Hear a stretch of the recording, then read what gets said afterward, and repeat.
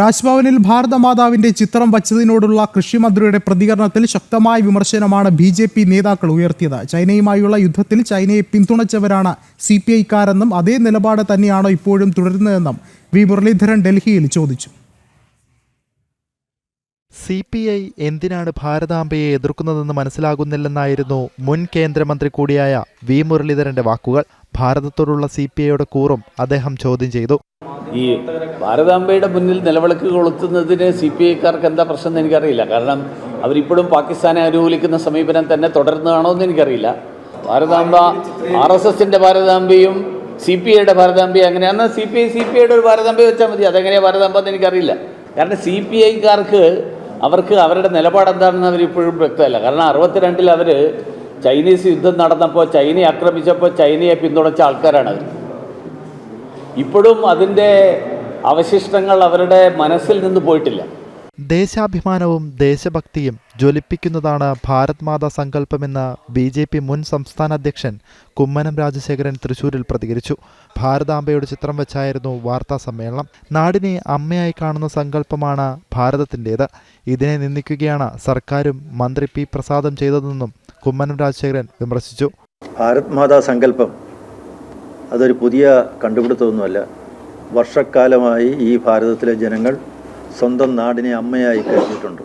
സ്വാതന്ത്ര്യ സമര പ്രക്ഷോഭകാലത്ത് ഭാരത് മാതാ കീ ജയ് എന്ന് വിളിച്ചുകൊണ്ട് തന്നെയാണ് ജനങ്ങളിൽ ദേശാഭിമാനവും രാജ്യസ്നേഹവും ജ്വലിപ്പിച്ചത്. അവരുടെ ഹൃദയങ്ങളിൽ നാടിനെ സ്നേഹിക്കുന്ന ഒരവബോധമുണ്ടാക്കാൻ പ്രേരണ ചെലുത്തുന്ന ഒരു പ്രചോദന സ്രോതസ്സായി എന്നുമെന്നും ഭാരത് മാതാ സങ്കല്പം ഉണ്ടായിരുന്നു. എന്തുകൊണ്ടാണ് മന്ത്രി പ്രസാദ് ഇങ്ങനെ പറയുന്നതെന്ന് എനിക്ക് അറിഞ്ഞുകൂടാ. കമ്മ്യൂണിസ്റ്റുകാർ പോലും ഒരു കാലത്ത് ഭാരത് മാതാ കീ ജയ് എന്ന് വിളിച്ചിട്ടുണ്ട്. കടൽ തീരത്ത് കഴിയുന്ന മത്സ്യത്തൊഴിലാളികൾ കടലമ്മ എന്നാണ് വിളിക്കാറ്. കടലിനെ കടലമ്മയായി തന്നെ കാണാറുണ്ട്.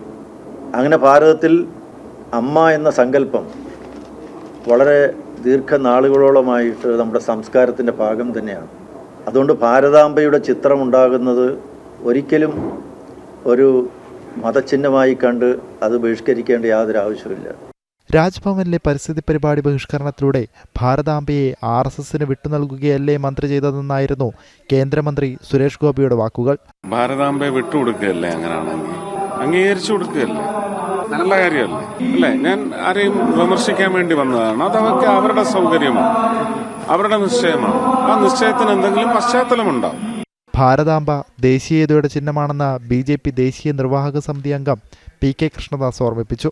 ഭാരതാംബയെ അവഹേളിച്ചതിലൂടെ ഭാരതത്തെയാണ് സംസ്ഥാന സർക്കാർ അവഹേളിച്ചതെന്നും അദ്ദേഹം ജനം TVയോട് പറഞ്ഞു. ഭാരത് മാതാ സങ്കല്പം എന്ന് പറയുന്നത് നമ്മുടെ അഖണ്ഡതയുടെ, ദേശാഭിമാന ബോധത്തിൻ്റെ, ദേശസ്നേഹത്തിൻ്റെ പ്രതീകമാണ്. 10,000-കണക്കിന് ആളുകളെ സ്വാതന്ത്ര്യ സമരത്തിൻ്റെ തീച്ചുളയിലേക്ക് എടുത്തെറിയാൻ പ്രേരിപ്പിച്ച ഒരു മുദ്രാവാക്യമാണിത്. ആ സങ്കല്പത്തെ തള്ളിപ്പറയാനാണ് കൃഷിമന്ത്രിയും സംസ്ഥാന സർക്കാരും തയ്യാറാകുന്നത്. രാഷ്ട്രത്തെ പരസ്യമായി അവഹേളിക്കുകയാണ്. സത്യത്തിൽ ഈ മന്ത്രി തലസ്ഥാനത്ത് തുടരാൻ ധാർമ്മികമായിട്ട് അവകാശമില്ല. വിവിധ ബ്യൂറോകൾക്കൊപ്പം ന്യൂസ് ഡെസ്ക് ജനം.